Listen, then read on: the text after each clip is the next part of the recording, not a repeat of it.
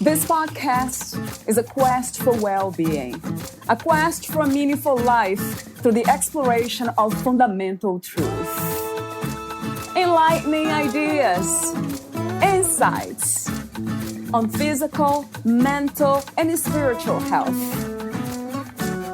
The inspiration is love. The aspiration is to awaken new ways of thinking that can lead us to a new way of being well. Welcome to Body, Mind, and Soul Healing Conversations.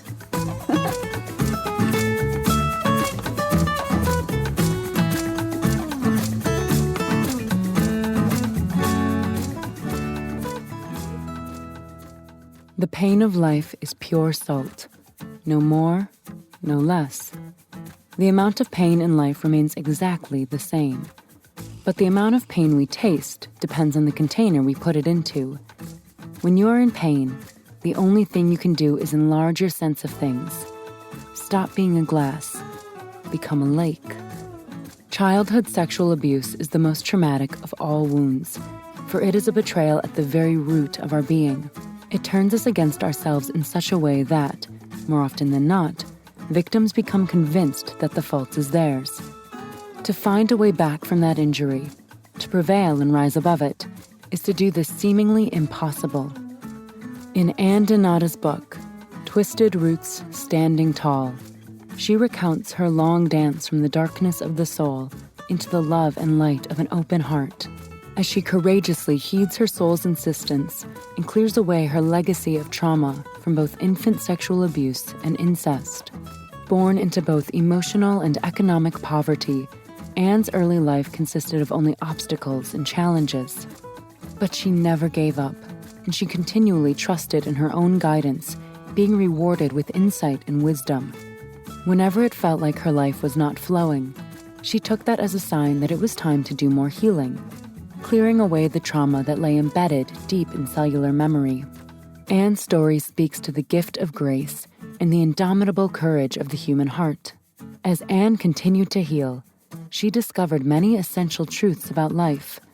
Among them, that we are never given something we cannot handle, that life is about manifesting the deepest desires of our hearts, and that the thing we most fear is our own greatness. Valeria Teles interviews Anne Donata, the author of Twisted Roots Standing Tall, My Journey to Heal, Learn, and Rise from the Trauma of Childhood Sexual Abuse. Anne Donata is an author, speaker, artist, poet, and advocate for awareness of sexual violence. Having been orphaned and left destitute at 16 years old, she transcended her trauma to attain an education and become a successful businesswoman and world traveler. Today, Donata is a healer in her own right, and her purpose is to inspire others to heal their lives and to bring more light and love into the world for the benefit of all humanity. She has also written Whispers of Grace Volume 1 and Whispers of Grace Volume 2, which showcase her art and poetry. Meet Anne at annedonata.com. Here is the interview with Anne Donata.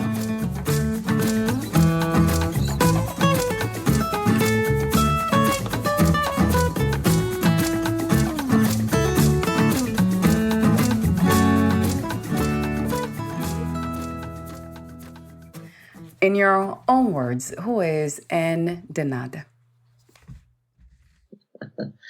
At the present, I'm a human being. I am aware that we are spiritual beings. In my world, we are energy, and energy for me in the spiritual world, the divine part or the essence of myself lives on forever. Yes. How did you discover that and that you were a spiritual being? I discovered it because I think what really brought home, my friend could see energy and not just a person's aura. She could do that at a very deep level, but she could also see the Earth's energy and she could see the universe's energy and how they interacted. And over a period of, I call approximately 10 years, every week after we closed the business, we would meditate. She would watch the development of my light body. I would ask her for a rating, and I would try and compete with myself every week. And we just watched the development of the light body. It was amazing. And so that was uncontaminated by any human being. That's interesting how this can be actually measured in an almost, or if not a scientific way. There has been, we have had so many studies on quantum physics on how energy works. And it just resonates true to me that everything is energy. When you say contaminated by the human experience or human beings, what do you mean by that? I'm a victim of a sexual abuse. 18 months, I was sodomized and plus.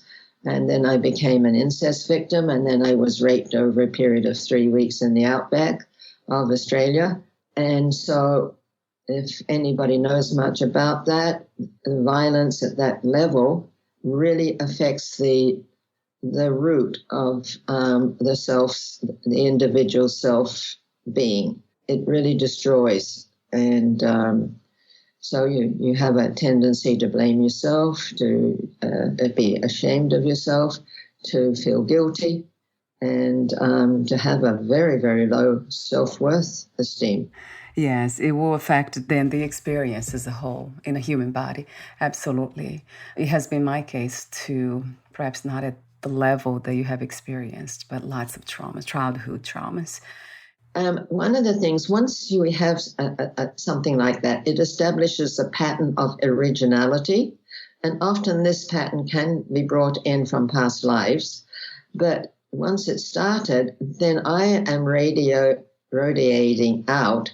I am a victim and a victim of sexual abuse. And so other perpetrators who I believe have also been abused and need just as much healing as the victim, they connect, and it's for a person of growth.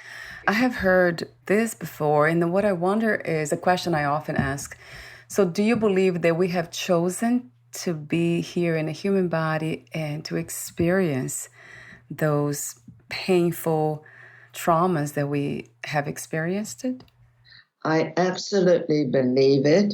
And it's not only that I chose it at a soul level. I happen to think it's an ancestral level. And one of the things I like to mention is that sexual violence is the most expensive crime the world over, to the individual, to the families, and to the communities and nations. And I had to ask why I had to experience it, and I have a thought on that if you're interested. Yes, please.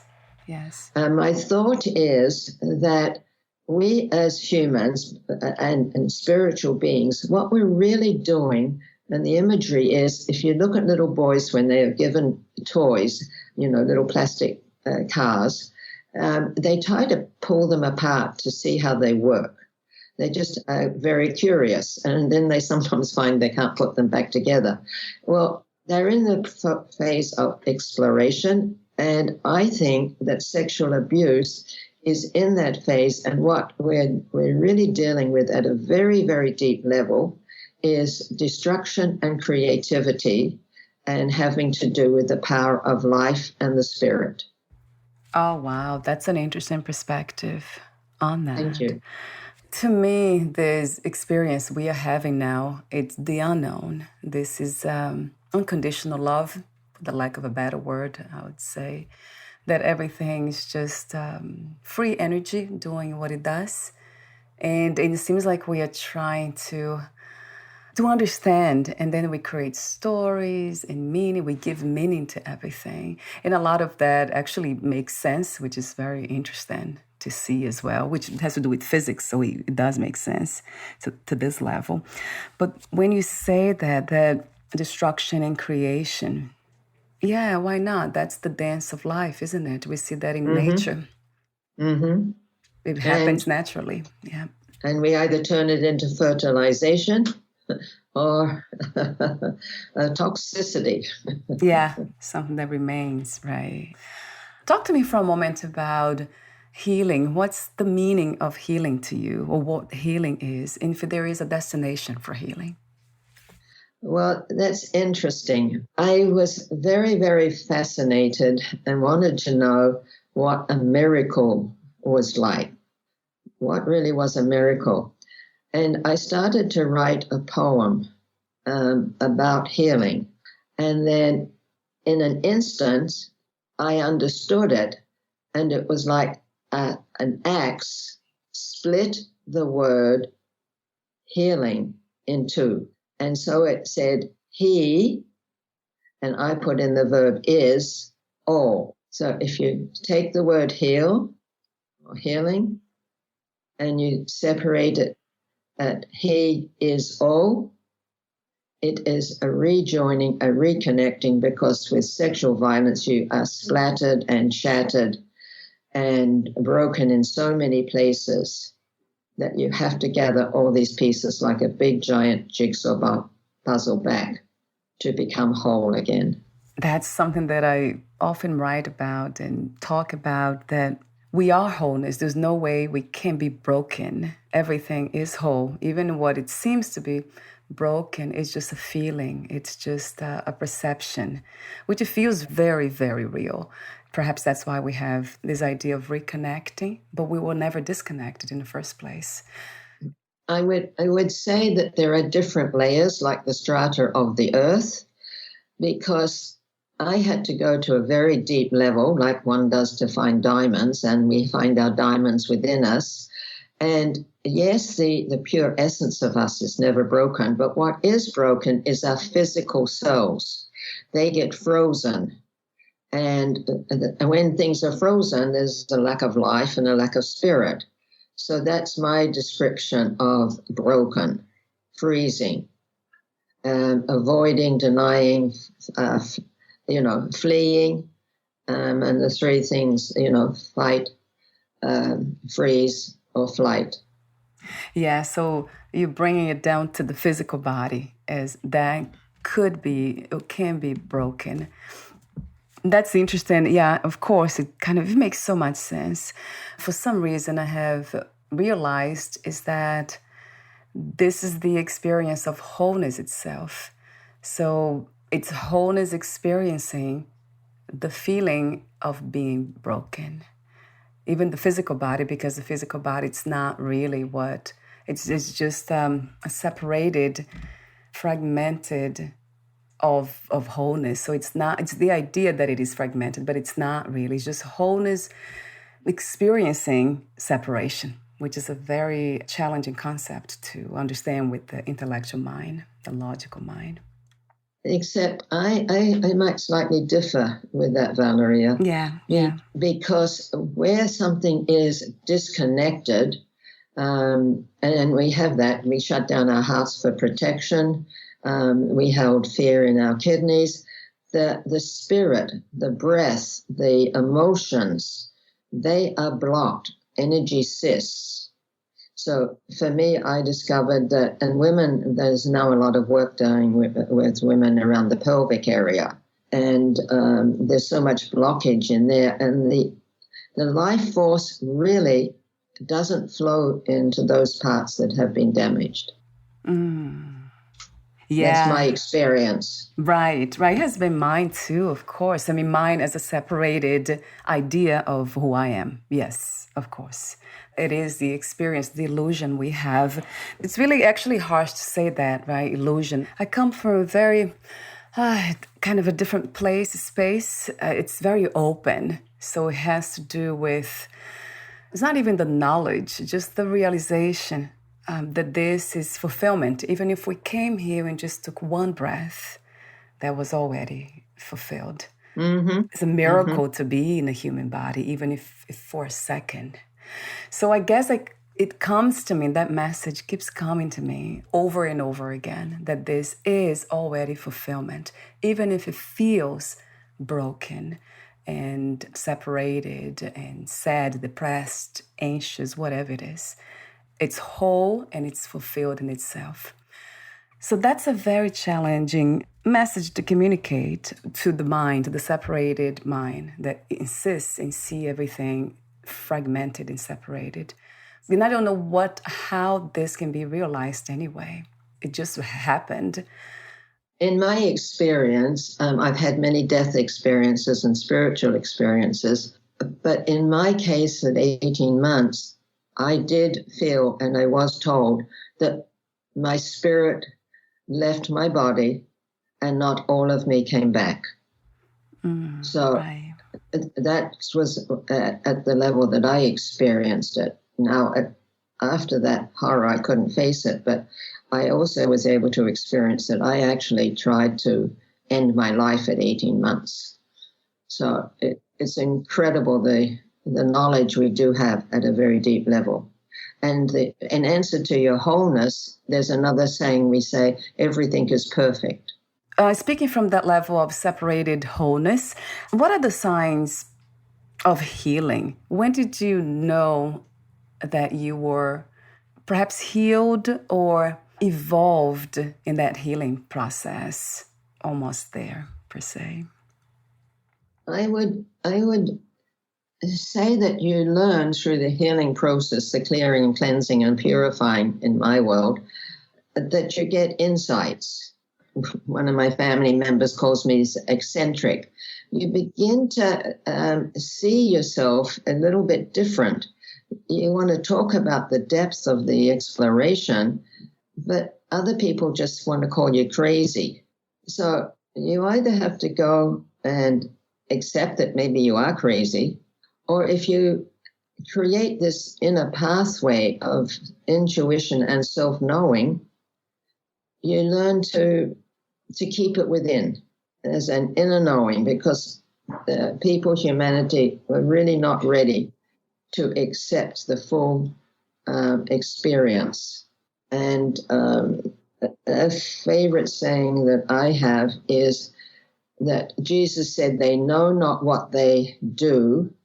And for me, that comes from the fact that the physiology of the body is it blocks the memory of trauma for survival. And so when people are really in a protective survival mode, they just don't get the insights from what you call the openness and connect to the Earth's magnetic mind and the environmental mind. And so they lack knowledge. And therefore, the best decisions are not made on limited knowledge. They are made on the best knowledge that is available. Yeah, I love how you said early, in my world. It's a beautiful thing when we recognize that too, that we all have different ideas and ways of interpreting this reality, what we call reality. And it's so true when you also say about people who don't want to hear certain things, because there's a lot of rejection of the dark and the light, which is interesting, to reject the light even in us. But we as humanity, we do, and we don't want to hear about it. That's we don't want to talk about it even, any of it.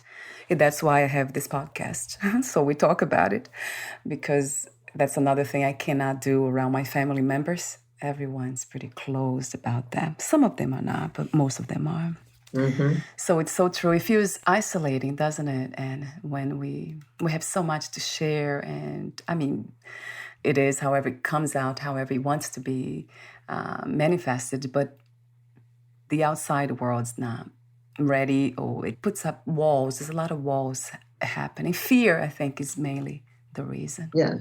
False evidence appearing real, but I'm experiencing that there are a number of my family members who do not want to communicate with me because of the book. They don't want the skeletons to be known. Right. Yeah, that's very common. Right. Very common. I remember somebody saying, if you want somebody to talk only good things about you, then behave in such a way. So that doesn't really, I think Maya Angelou said that. That also happened to her. So let's see. Let me ask you a fun question. One of the opening questions. What do you love most about being in a human body today? The ability to learn. I love being in nature, and I have two homes, one in British Columbia, and I live on an island off the grid in Fiji, and we never got COVID until a year or so after. I do have an ability to kind of be a bridge between the other life or the outer life or the other side and this. So that knowledge has given me a lot of solidarity and kind of wisdom that whatever happens here is fine, because it's not really my true home. I know I'm very deeply loved on the other side. That unconditional love, right? Yeah, so true. How do you define true power, Anne? I think true power comes from what I call the finest energy is the most powerful energy. For example, I have been able to experience oneness, and at an energetic level.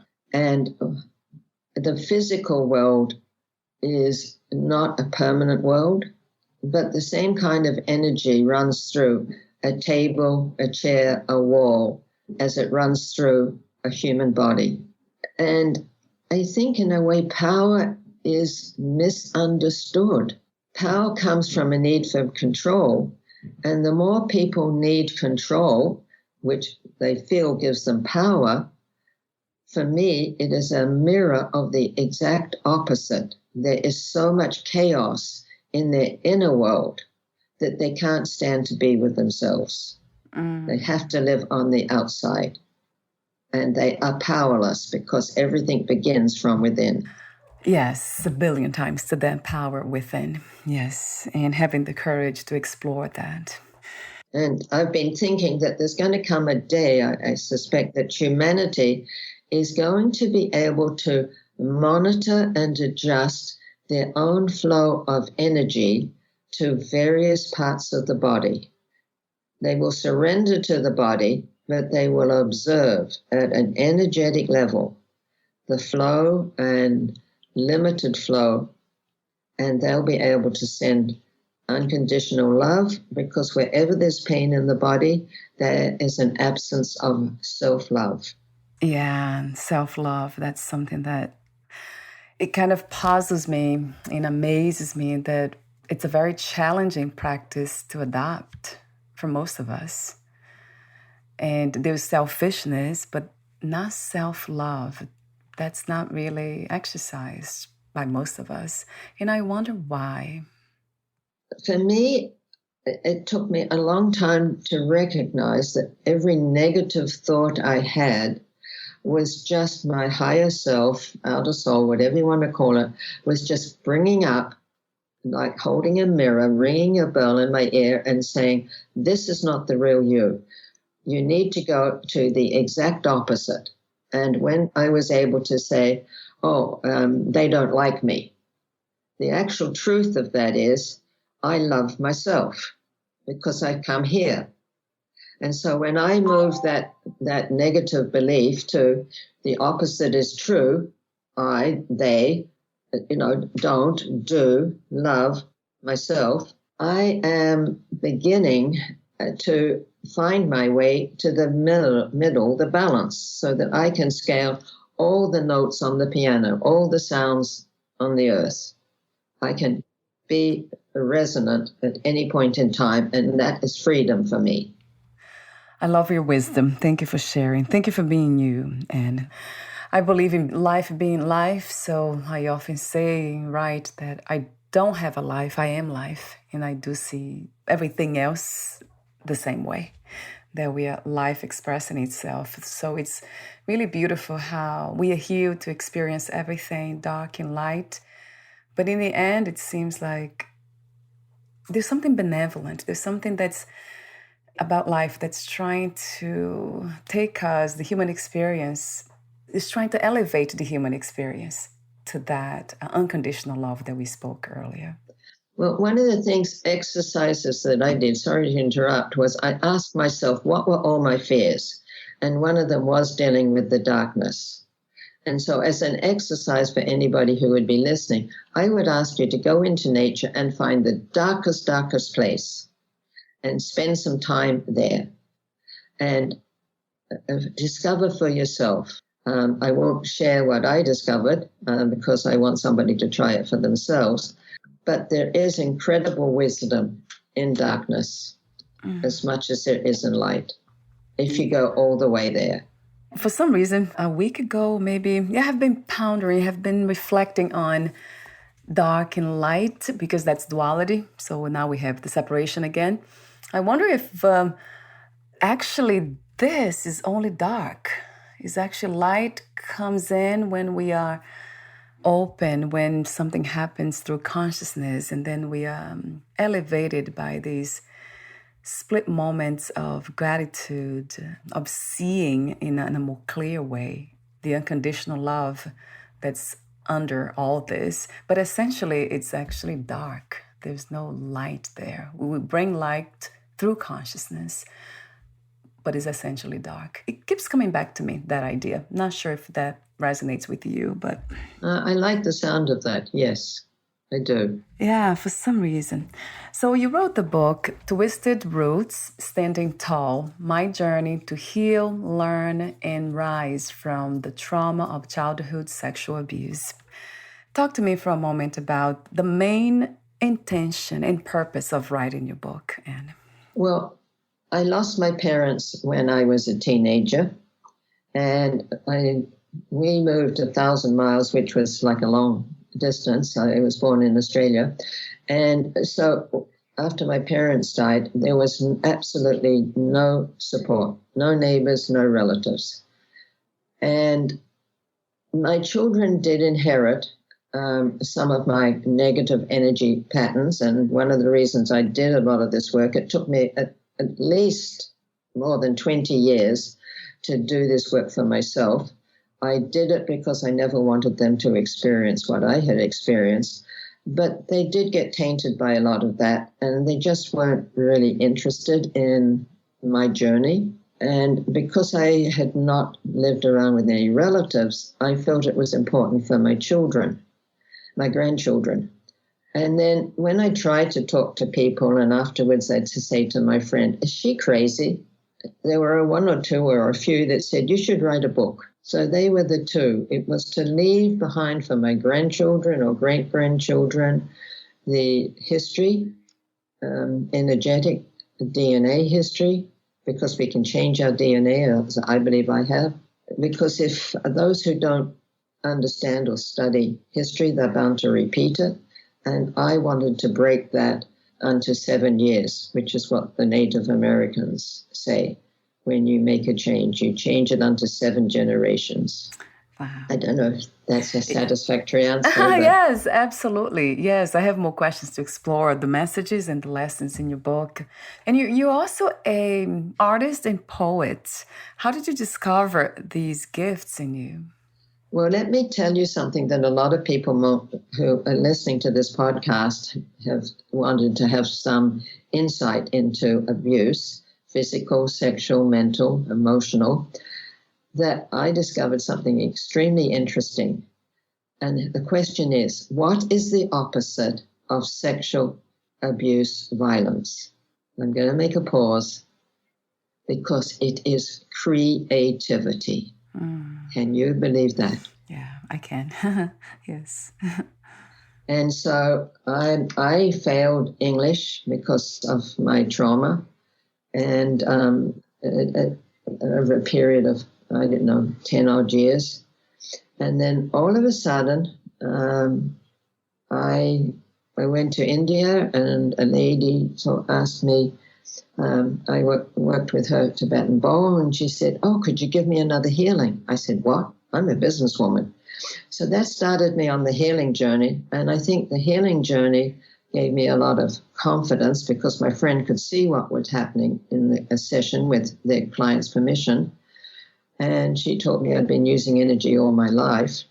But I suddenly started writing poetry, and I found my artistic ability in therapy because I did 2 weeks in silent intensive retreats, and many of them.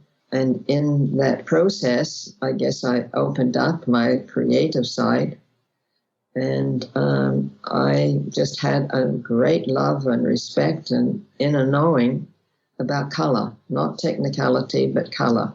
So that's how I would write my poems, and my husband and my best friend, they were amazed at them, and it probably took me 10, 15 years. And she took them and put them in a book for me, didn't publish them. But now they're on my website, my fun website, which is www.thespiritdancers.com. And it's a fun website, hopefully inspiring others to find their creative muse within. You have this beautiful way of interpreting that energy that we spoke of, the spiritual energy per se. And it goes back when you say creativity is the opposite of trauma, sexual trauma. It goes back to the idea, what we talked earlier about destruction and creativity. So, yeah, it goes hand in hand. It resonates true to me. In your book, you write about, there's something that caught my attention about the inner guidance. You said, yes, there was a kind of inner guidance. As I learned to listen to it, it led me onward, always prompting me to clear away the trauma that lay embedded deep in my cellular memory. Of course, you said more than that. There's something else you said that caught my attention. Whenever I felt like life was not flowing, I took it as a sign that it was time to do more healing. And always I was rewarded with the insight and wisdom. Talk to me for a moment about this inner guidance that we call, some of us use different words, intuition, the voice of God, the universe, the heart. You mentioned the heart too, following the heart. How do we learn to recognize that voice? And I'll take you to an imagery of street kids. They've either been kicked out of home or they've left home. They have had quite a hard childhood, and they're on the street and they have to survive. Now, what they use for survival is the intuition. And why is that? Most of you, if you recognize intuition, it's very fast. It bypasses the brain because the brain is partly the ego and wants control. It wants to keep living, and it keeps the repetitive, addictive patterns going. And so there comes a time with people with trauma, in my case anyway, the brain does get screwed up. We don't trust ourselves. We repeat things. We feel we're going to forget things. The brain just doesn't work very well. But we have this gift of this very quick thought, insight, voice. And we are alone because we have been mistreated by our caregivers and society doesn't understand us. So that feeling of being alone, the only place we do find that's safe, now being brought up a Catholic, was praying. And I prayed my little heart out to stop my perpetrator. And it didn't work, but that's another story. And so you begin to depend on that. And the more you begin to accept and understand that, yes, you've got negative thoughts, but they are there to teach you. And when you start facing them, focusing on them, and learning to change them, they no longer begin to control you. It also helps to be able to meditate. There's other things like writing a diary is really important because your inner world is where you create. And if you don't have the power or the time or the ability to have a friend, you do it to your own diary. Listening to your dreams, the subconscious was quite easy for me to connect with because I'd had nightmares a lot of my childhood. So I knew what it was like being in the subconscious. I had dreams where I could see myself above and I could not bring my body back into life. It just was lifeless. So, and I've had near-death experiences. So you begin to find that the thing you can trust the most is your inner guidance. And then if you go in nature, another wonderful thing to do is go in nature, walk alone, off the beaten path, and find a place to sit down or a rock to sit on and ask nature any question. Let it sink into your whole body. Stay still, maybe close your eyes, and then just trust. Now, some might hear the answer, some might see it. Nature might present them an image. Some might just feel the answer. And after you spent some time in nature, I discovered it's the most wonderful place to create. Then you have a book and a pen, and you either write prose or you write a poem. Oh my God, I love that. Of course, in your book, you actually write about, I have a phrase here that you said, if we are willing to pay attention, nature will show us who we are. Mm-hmm. I love this phrase because it's so true. We are nature ourselves. We are not apart from nature. And that's interesting how it's easy to feel separated, right? And it's so easy to feel separated. But everything is just so connected.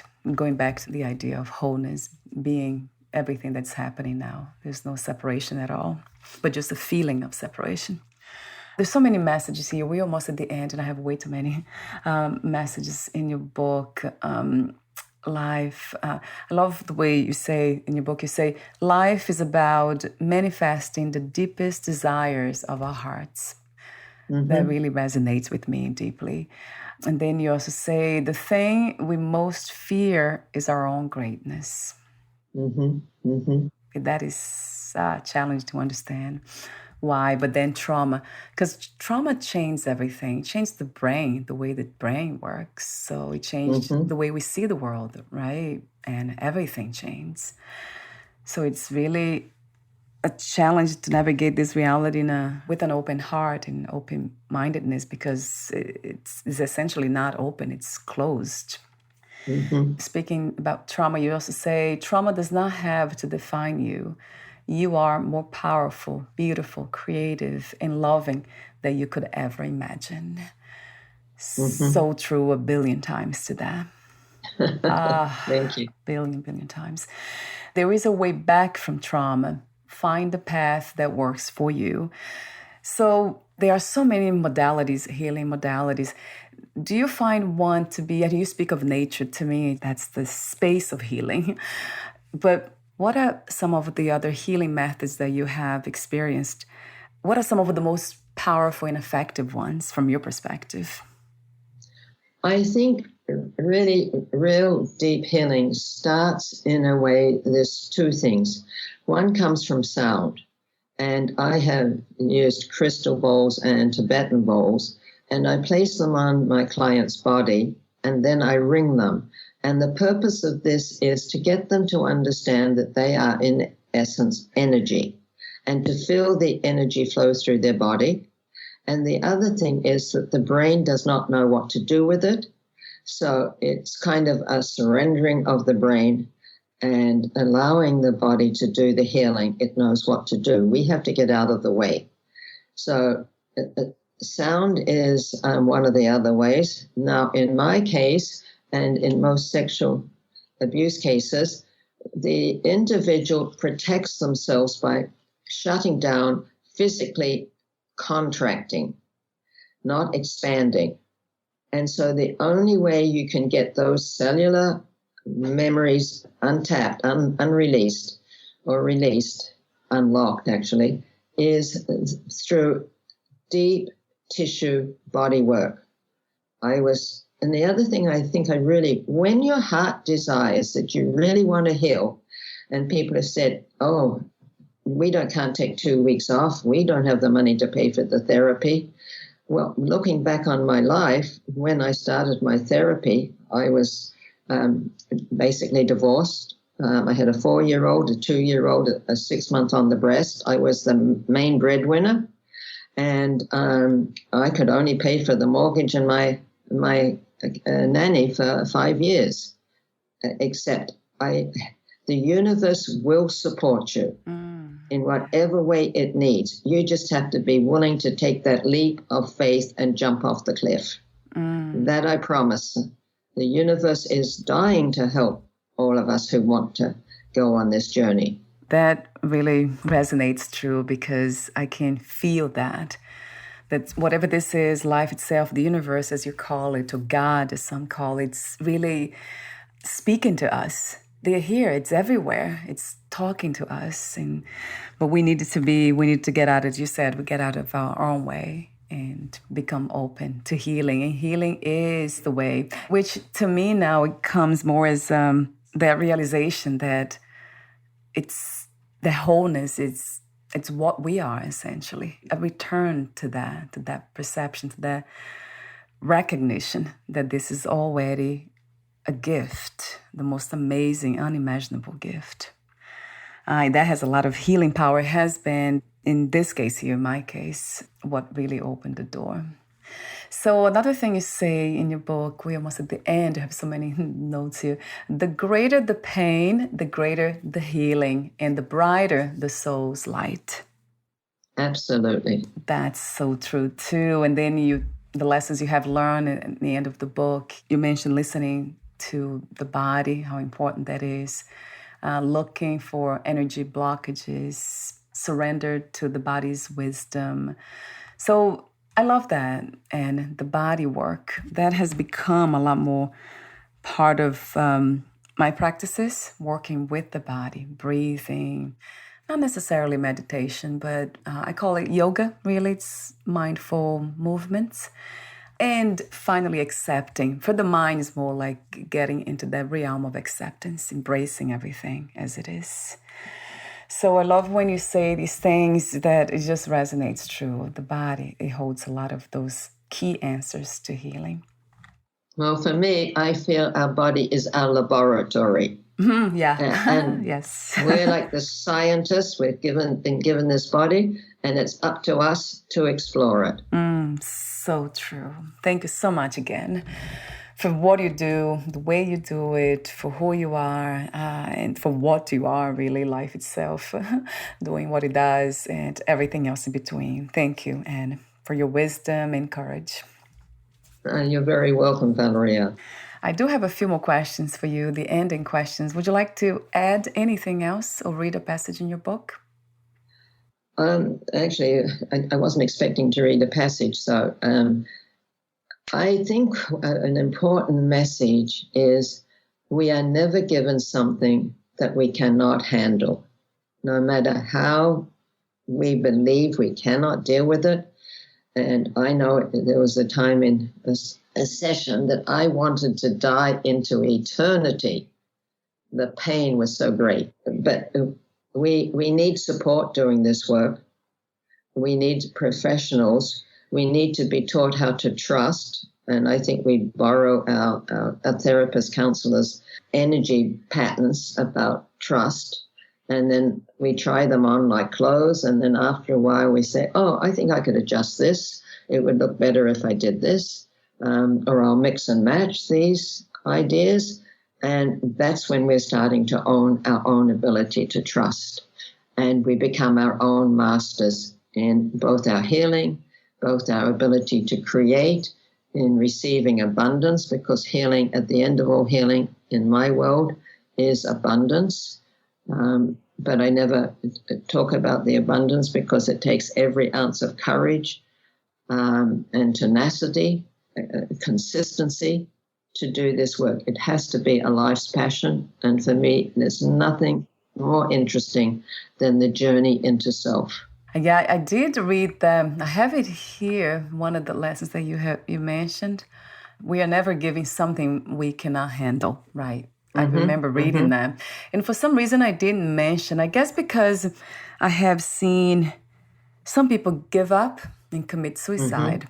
So that kind of We've seen actually that happens. People who have been through so much trauma that in the end, they give up. It's too much. Or who knows, right? And maybe they just lost the body in such a way for different reasons. I mean, we don't know. Nobody knows anything for sure. Well, we have until the last second to make whatever changes we may need to do. So we can't judge. Right. Yeah, I agree. And for some reason, it didn't happen. And then, yeah, I love what you just said. No judgments, right? We cannot judge any of it. I mean, life, when I think about being open, that's exactly it. No judgments. We can have our opinions and discernments, but no judgments. I agree. And we also don't know if the person who committed suicide, it's actually an act of love to wake up the family or friends. We just can't know that at this level. Right. When you think about what do we really know? And now one more thing I'll say cancer is society's acceptable way of suicide. Yeah, has been, somebody said that, I think it was, what's his name? I think it was, Gabor Mate. He writes a lot about trauma. And then I think he said something about cancer has to do with not releasing healthy anger. Well, there's many. It can be healthy fear, but it's just that my mother died of cancer at 36. My brother died at 30. My mum's two sisters died in their 40s. It's a bit of a miracle that I didn't succumb, but I was determined. So we can't judge because very often we absolutely learn from people's mistakes and we determine we're not going to make their mistakes. We don't need to, but they are gifts. So we can't judge. So true. Yes. Yeah, another billion times to that, no judgment. That's what love is, essentially. So one last question. What is another word for healing? What comes to mind? I would say inner truth, knowing the truth of one's existence. Yeah. And before we say goodbye, again, where can we find more information about you, your books, products, services, and future projects? I do publish blogs on my Facebook, author and Denada. My website, where you can see some excerpts, and is andenada.com. And you can go to Amazon, Barnes and Nobles, and purchase the book there. It's not a bad idea to put Twisted Roots Standing Tall and my name. And I also offer half an hour of free consultation. So on my website is my email and the phone number. Wonderful. I'll have the podcast, your website on your podcast profile too. Thank you so much again, Anne, and we'll talk soon. My pleasure. Take good care. Bye.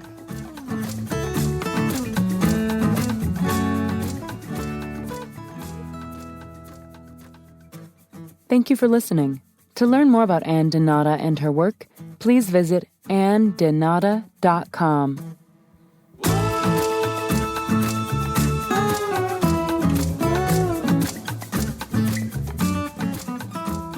To learn more about this podcast, please visit fitforjoy.org/podcast. Thank you again for listening, and bye for now.